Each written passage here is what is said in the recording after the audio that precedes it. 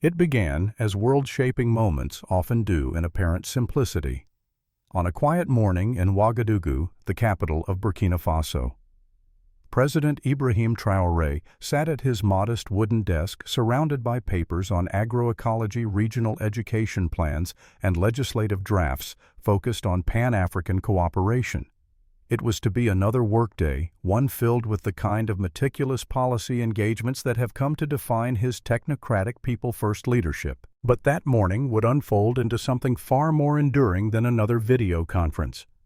On the other side of the Atlantic, in Washington, D.C., Congresswoman Jasmine Crockett, an emerging voice in progressive American politics, was adjusting her microphone for a virtual panel on global cooperation and African sovereignty. She did not yet know that her words would ripple far beyond diplomatic circles, igniting emotional resonance from the corridors of power in Africa to the rural edges of a continent often ignored in Western narratives.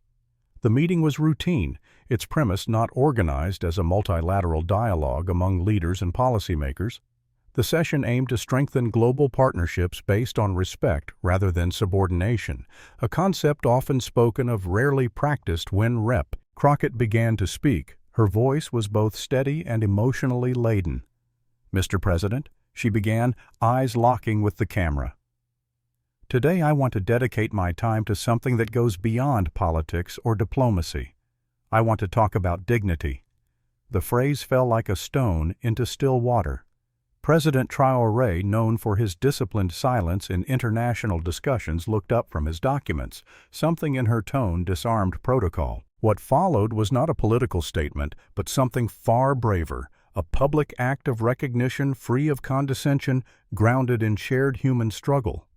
Crockett spoke of Burkina Faso's tumultuous journey toward self-determination, but more than that, she spoke of its present, and of a leader who had dared to chart a course against the gravitational pull of debt diplomacy and extractive international finance. "I've studied your choices," she continued. "You've rejected loans that would bind your people to perpetual dependency. You've prioritized health, education, and sovereignty, despite criticism. There are moments in international affairs that transcend political theater. This was one of them." The virtual audience, often restless in such summits, grew quiet. Screens flickered with delegates leaning closer. The gravity of sincerity had taken hold. Then came the personal turn, the moment that transformed a compliment into communion. "I grew up in a marginalized community in the United States," said Crockett, her voice slightly shaking. "I know what it means to feel unseen, but I also know what happens when someone decides to fight for the dignity of their people. It can change everything, and that's what you're doing." What startled many observers was Traoré's response, not in grandeur, but in stillness. The president, often caricatured in foreign media as a revolutionary figurehead or nationalist populist, sat visibly moved. The edges of power were peeled away, revealing the man behind the mandate. "I have no words," he finally responded, "but I have learned something today, that leadership can transcend borders and cultures." The exchange, captured and later circulated online, went viral. For Western audiences accustomed to images of Africa defined by conflict, aid dependency, or geopolitical rivalry, this moment upended expectation. Here was a young African leader being praised by an American congresswoman, not for compliance, but for resistance, not for mimicry, but for authenticity.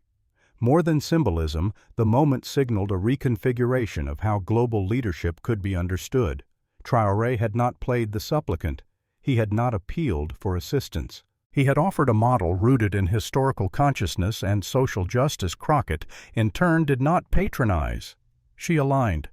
Their exchange brief, though it was emerged as a counter-narrative to decades of development diplomacy framed by hierarchy. Predictably, reactions followed sharply divergent lines. In Burkina Faso, the moment became a rallying point. In a rural village visited shortly after the conference, a woman named Awa greeted the president during his field inspection. "I heard what that American lady said," she said while holding a hoe. "She's right. You are showing us we can build our own future. For her part, Rep. Crockett faced backlash from within the American political sphere.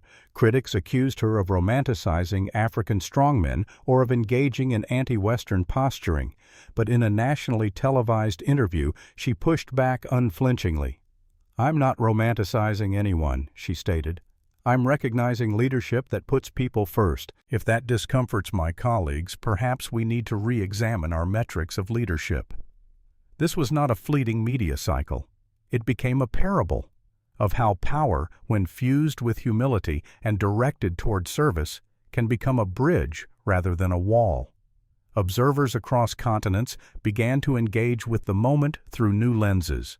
Activists in Detroit and Nairobi shared clips of the exchange. Editorials appeared in Ghana, France, and Brazil, discussing the implications of Crockett's stance, and Traoré'S model community leaders in inner-city America invoked the story as a signal of solidarity and a call to emulate locally what was being enacted abroad. People-centered, community-rooted governance. The phrase "kindness unites worlds" inscribed on a wooden sculpture gifted to Traoré by a child days after the conference began to appear in social media, bios, protest placards, and school posters. For once, a phrase devoid of cynicism carried political weight. This, then, was no ordinary diplomatic event. It was a collision of sincerity and courage. A young African president redefined how resistance could look, not in militarism or bravado, but in policies that dignify. A Congresswoman from America's deep divisions extended not charity, but respect.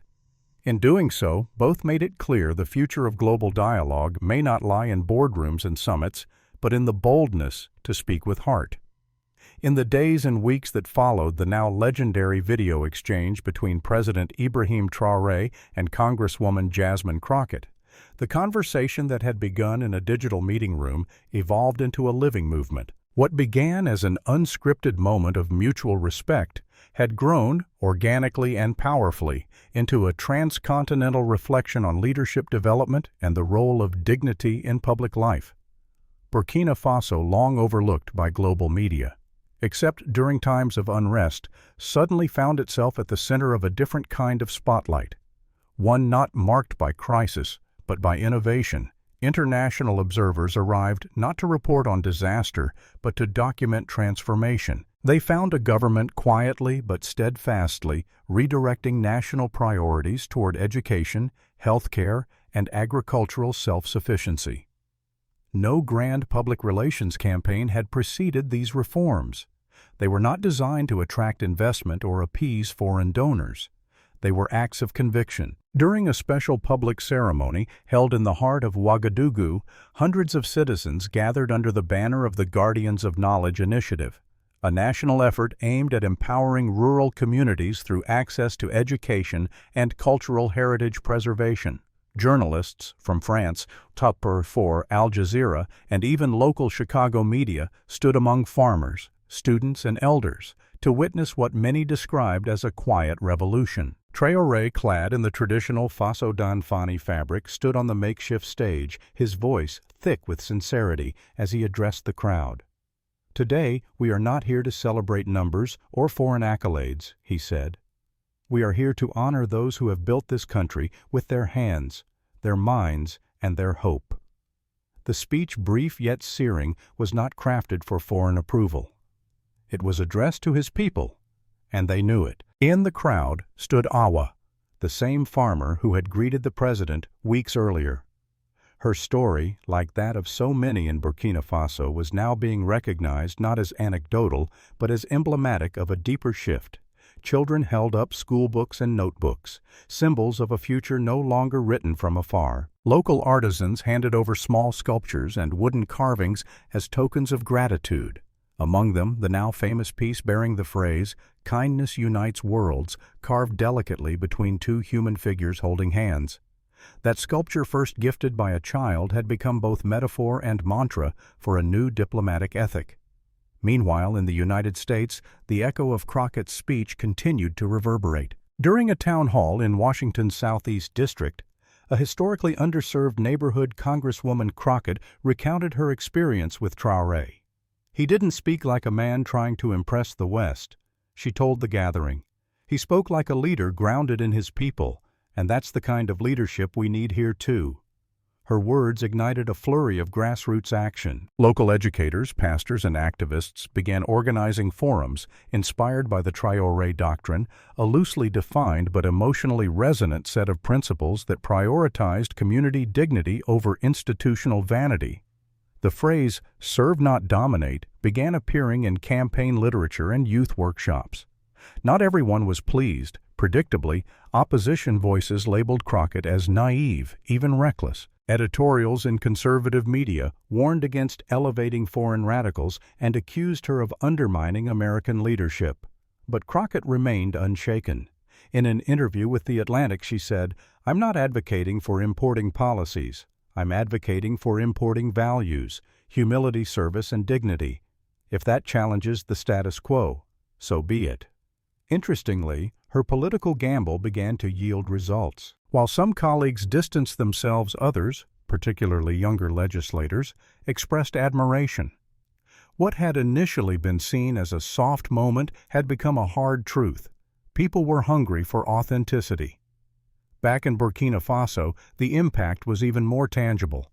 One story that gripped public imagination was that of a young girl named Fatou. She had received her first notebook through the education initiative funded by reallocated national budgets freed from international loan repayments.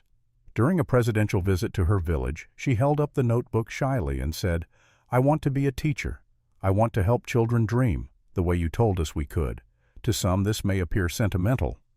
But in a continent so often spoken of in terms of statistics and suffering, Fatou's declaration was quietly radical. It declared that dignity was no longer aspirational. It was policy.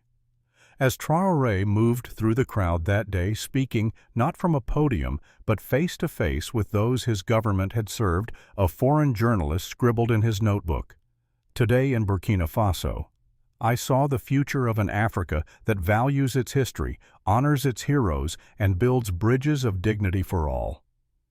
In the corridors of international diplomacy, the aftershocks were beginning to register. Several African leaders cited Burkina Faso's People First model during African Union sessions.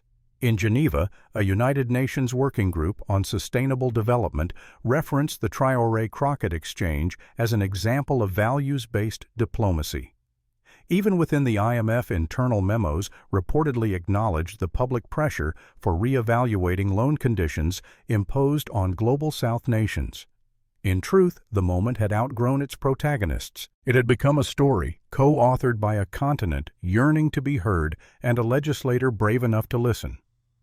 By the end of the year, Traoré's government had launched a program of bilateral dialogues between rural communities and international observers. Not as charity, but as mutual learning exchanges. Crockett, for her part, proposed legislation in Congress to study people-centered leadership models across the Global South. When asked in a BBC interview if she still thought of that video call, she paused and smiled.